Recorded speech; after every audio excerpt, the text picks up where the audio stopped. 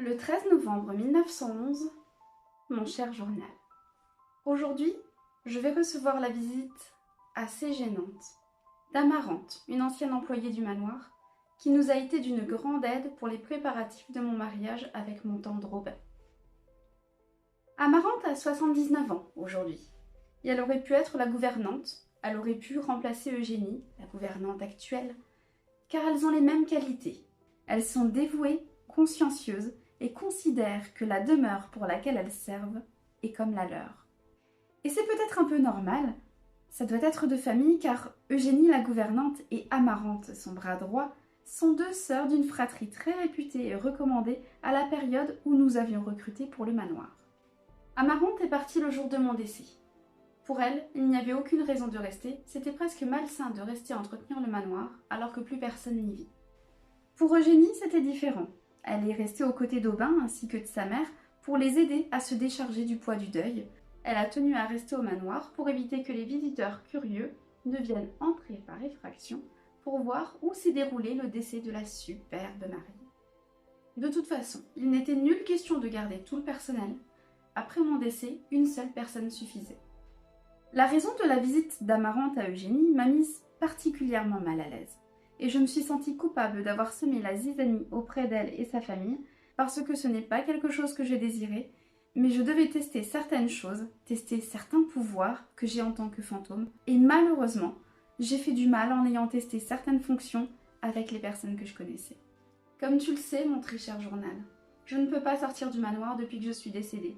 Par contre, lorsque je reçois la visite de certains autres esprits, ils me confient qu'effectivement, lorsqu'on est en état de résilience, on parvient à enfin sortir de notre prison dorée pour aller explorer ce qu'il se passe dans les environs. Chacun d'eux me dit qu'il n'y a pas de baguette magique, que chacun d'entre nous, esprits errants entre deux mondes, devons trouver notre déclic pour pouvoir sortir. J'ai essayé à de nombreuses reprises de sortir du manoir pour visiter mes proches afin de préparer mes visites à mon cher époux, mais sans grand succès. Avec le temps, il m'est arrivé à plusieurs reprises de m'échapper du manoir pour aller rencontrer les personnes avec qui j'étais les plus proches, des personnes de grande confiance. Et j'avoue, mon très cher journal, qu'il m'est arrivé plusieurs fois de tenter de visiter Amarante, la sœur d'Eugénie. En aucun cas, tu le sais, je n'ai cherché à faire de mal ou à déstabiliser qui que ce soit. Il fallait que je puisse trouver des solutions pour rendre visite à Aubin, pour voir comment il va, car depuis mon décès, il n'a plus jamais pu remettre les pieds au manoir et sa présence me manque terriblement. Je me suis rendu compte que je n'arrivais pas à aller le voir, pour une raison qui m'échappe encore aujourd'hui, mais j'ai réussi à aller voir certaines personnes avec qui je travaillais et certaines personnes auprès de qui je me confiais. Les quelques fois où j'ai réussi à rendre visite à Amarante étaient très maladroites, tout simplement parce que je ne maîtrise pas encore mes capacités à pouvoir passer d'un endroit à l'autre. Et il est vrai qu'à chaque fois que j'ai tenté d'aller la voir, c'était fait très maladroitement, qu'à chaque fois, je l'ai effrayée. J'ai bien tenté à chaque fois de la rassurer, en lui parlant comme je le fais aux visiteurs du manoir, ou tout simplement en faisant glisser avec beaucoup de délicatesse certains objets, mais à chaque fois, elle prenait peur. Il y a quelques jours, je lui ai rendu une énième visite, et il me semble que depuis, ça ne va pas très bien pour elle, parce qu'elle a eu particulièrement peur. Et je crois bien que c'est la raison de sa visite ce jour, parce qu'elle semble stressée, elle semble paniquée, voire même perdue. Cela me peine de voir que je puisse la mettre dans un tel état, alors que c'est tout à fait le contraire que je voudrais provoquer. Et comme je te le dis, mon cher journal, je ne suis pas très à l'aise. Je suis comme une petite fille qui a fait une grosse bêtise et qui a peur d'être réprimandée. Elle se présente à Eugénie, qui est surprise d'avoir sa visite, et Eugénie l'accueille avec un très grand sourire. Elle l'invite à prendre une tasse de thé, petite coutume qu'elle a tenu à garder au goût du jour pour chacun de ses visiteurs pour me rendre hommage, dit-elle à chaque fois. Elle se rend donc dans le salon, une de mes pièces préférées, met une bûche dans le foyer de la cheminée et demande à Amarante que lui vaut cette visite. Elles vont avant toute chose passer un petit moment à prendre des nouvelles l'une de l'autre.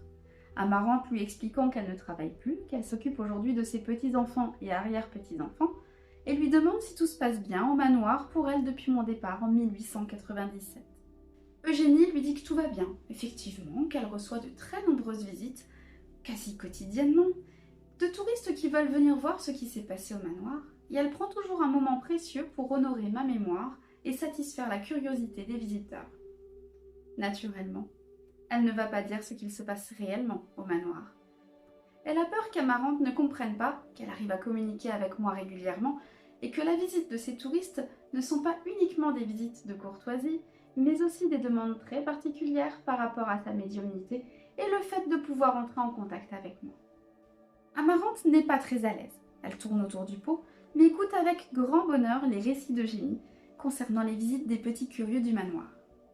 Eugénie sait raconter des histoires. Donc la moindre visite, elle arrive à la rendre importante ou rocambolesque. Elle aurait dû faire de la littérature, elle aurait été tout aussi bonne qu'en étant une gouvernante hors pair. Mais Eugénie sait très bien qu'Amarante n'est pas venue pour une simple visite de courtoisie. Elle la sent mal à l'aise et elle aimerait savoir pour quelle raison elle se trouve ici. Amarante prend une profonde inspiration, tape ses mains sur ses genoux et se lance en disant « Tu sais Eugénie, en ce moment je vis des choses assez particulières. Je ne sais pas si tu vas être prête à entendre ce que j'ai à te dire, mais j'aimerais que tu écoutes avec la plus grande attention, parce que je ne sais absolument pas à qui me confier d'autre, et je t'avoue même que je commence à avoir peur. » À ces quelques mots, Eugénie comprend tout à fait de quoi il s'agit. Mais elle va la laisser parler pour qu'Amarante puisse poser les mots sur ce qui la tourmente. Amarante commence à lui raconter ce qu'elle vit. Elle lui dit même que parfois elle a l'impression de devenir folle et qu'elle croit qu'il se passe réellement quelque chose d'inexplicable. Elle va raconter la première anecdote, la première visite que je lui ai rendue, qui l'a particulièrement effrayée. Cet après-midi-là, j'avoue que je n'ai pas été très délicate.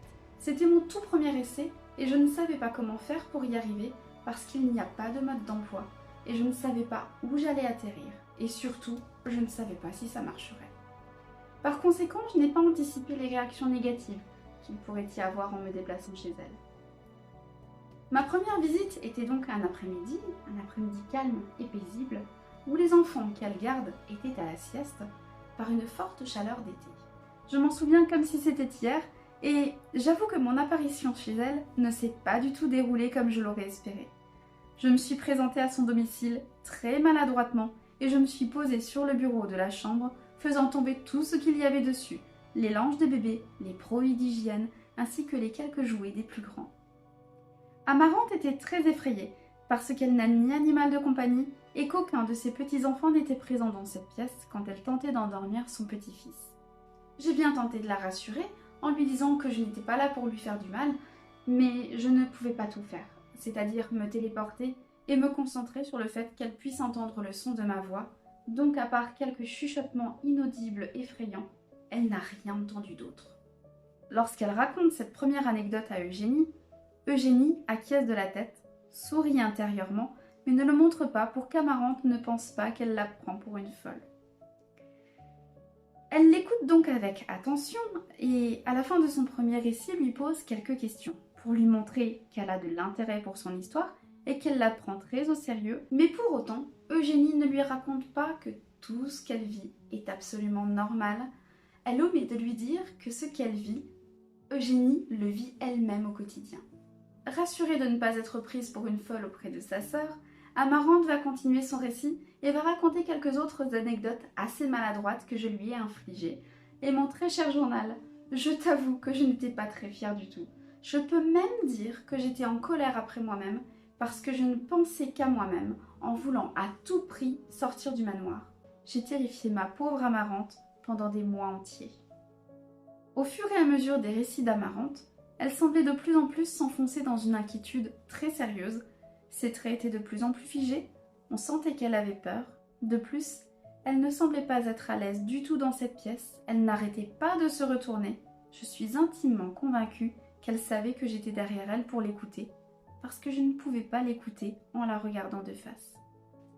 Eugénie comprend alors qu'il faut mettre un terme à cette peur que vit Amarante chaque semaine et lui explique que tout est absolument normal, parce qu'elle pense que sa sœur doit recevoir ma visite et lui raconte qu'elle et moi communiquons quotidiennement dans le manoir. Amarante est abasourdie par ce qu'elle vient d'entendre. Elle se dit que c'est absolument impossible, même si elle sait que les fantômes existent, elle se dit que c'est impossible pour elle de pouvoir communiquer avec eux, puisqu'elle n'a aucun don de médiumnité. Eugénie lui explique qu'elle non plus n'avait aucun don jusqu'à mon décès, qui aurait déclenché une hypersensibilité à recevoir des messages de l'au-delà, mais lui explique qu'elle ne peut le faire qu'avec moi-même. Amarante ne sait pas s'il faut rire ou pleurer, elle ne sait pas si ça doit la rassurer ou l'effrayer davantage, et lui demande comment faire pour ne plus recevoir mes visites. Eugénie lui propose tout simplement une séance autour du guéridon pour entrer en contact avec moi, pour que je puisse lui expliquer moi-même que mes visites ne sont absolument pas négatives. Elle en est sûre, elle pense que ça doit être de la maladresse parce que je ne lui en ai jamais parlé moi-même encore. Amarante est terrifiée à l'idée d'entrer en contact avec moi directement, mais elle a confiance en sa sœur et se laisse aller pour cette première séance de spiritisme. Eugénie lui propose de l'accompagner dans la salle de spiritisme pour lui expliquer ce qu'elle y fait au quotidien avec ses visiteurs, en lui expliquant qu'elle ne lui a pas tout dit à propos de ses visiteurs. Très intriguée par ce qu'elle vient d'entendre, Amarante accepte de suivre Eugénie. De toute façon, elle ne se sentait pas capable de rester seule dans cette pièce avec l'impression d'être observée. Et Eugénie va alors lui expliquer comment fonctionnent nos petits rituels quotidiens. Elle explique comment elle prépare les rituels, à quoi ils servent, quelles sont les demandes générales de ses visiteurs et comment j'entre en contact avec chacun d'eux pour leur venir en aide. Amarante semble se calmer progressivement. Elle est de plus en plus curieuse par ce que je lui raconte. Elle semble même impatiente de me rencontrer enfin. Eugénie allume les bougies du chandelier, replace la boule de cristal au centre du guéridon, replace le jeu de tarot à sa gauche et lui explique qu'elle va m'inviter en me demandant de bien vouloir faire vaciller la flamme de la bougie dans un premier temps avant de délivrer mon message. Amarante paraît gênée à nouveau et apeurée, mais elle ne dit mot et attend de voir ce qu'il va se passer. Eugénie me demande donc de me manifester et commence le rituel avec la phrase qu'elle a l'habitude d'utiliser. « Adélaïde, si tu es parmi nous, fais vaciller la flamme de la bougie. » Je vais m'empresser de le faire très délicatement pour lui montrer que je ne suis pas là pour lui faire du mal, mais vraiment juste pour répondre à ses interrogations. Eugénie s'adresse à moi en disant « Je ne savais pas que tu allais rendre visite à ma sœur. Tu m'as caché bien des choses. Et maintenant, il va falloir t'expliquer car je ne veux pas que tu continues à l'effrayer, elle qui était tant dévouée pour toi. » À ces mots, j'ai vraiment le sentiment d'avoir fait beaucoup de mal et je m'empresse de bien lui présenter mes excuses en lui disant que je ne suis qu'en phase de test, que j'essaye de me téléporter ici ou là et qu'à aucun moment je ne veux faire de mal ni effrayer qui que ce soit. Je lui explique évidemment que mon seul et unique but est de pouvoir aller rendre visite à Aubin, mais tant que je ne maîtrise pas mes aptitudes, je fais des tests encore et encore. Amarante, pourtant encore effrayée, semble s'apaiser de plus en plus et accepte la communication à tel point qu'elle me pose des questions par l'intermédiaire d'Eugénie. Nous allons passer précisément 2 heures à discuter, elle et moi, à travers Eugénie. Elle est très curieuse de savoir comment se passe la vie dans l'au-delà, mais je sais qu'il y a beaucoup de choses que je n'ai pas le droit de dire, que je ne peux pas dire, parce que certaines choses que je voudrais dire ne passent pas. Elles sont comme brouillées entre ces deux mondes. Elle a bien sûr tenté de me demander si je pouvais lui donner des nouvelles de ses proches, ceux qui sont partis il y a quelques années, pour voir si tout va bien de l'autre côté.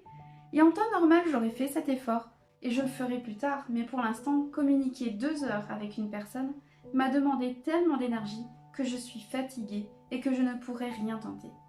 Je mets donc un terme à cette séance de communication et m'excuse encore profondément pour toute la gêne et le mal occasionné. Lorsque Eugénie met un terme à cette séance, Amarante se sent stupide et quelques larmes d'émotion coulent sur ses joues. Eugénie lui explique que tout est normal, qu'elle n'a pas besoin de pleurer, qu'elle n'a pas besoin d'avoir peur et qu'à partir de maintenant, j'entrerai en contact avec Amarante uniquement si elle le souhaite, car j'ai fait la promesse de ne plus aller l'embêter alors que je fais mes essais. Amarante quitte donc le manoir soulagée, mais encore plus intriguée qu'à son arrivée. Elle n'a qu'une envie, c'est de revenir et de discuter plus longuement avec moi. Mais Eugénie lui a dit qu'elle avait beaucoup d'autres personnes à recevoir, avec des demandes très particulières qu'elle devait honorer. Eugénie lui propose donc de digérer tranquillement ce qui vient de se passer et lui propose de revenir nous voir dans quelques semaines ou quelques mois lorsqu'elle sera remise de ses émotions. Et voilà mon cher journal, une des situations les plus cocasses que j'ai eu à vivre depuis que je suis décédée. Des expériences que je n'aurais pas dû tenter, tout du moins pas de cette façon pour ne pas tourmenter les personnes qui étaient dévouées à mes côtés. Je suis heureuse de l'avoir rassurée et je me réjouis à l'avance de partager à nouveau quelques moments précieux avec elle. Bien à toi, ta confidente, Adélaïde.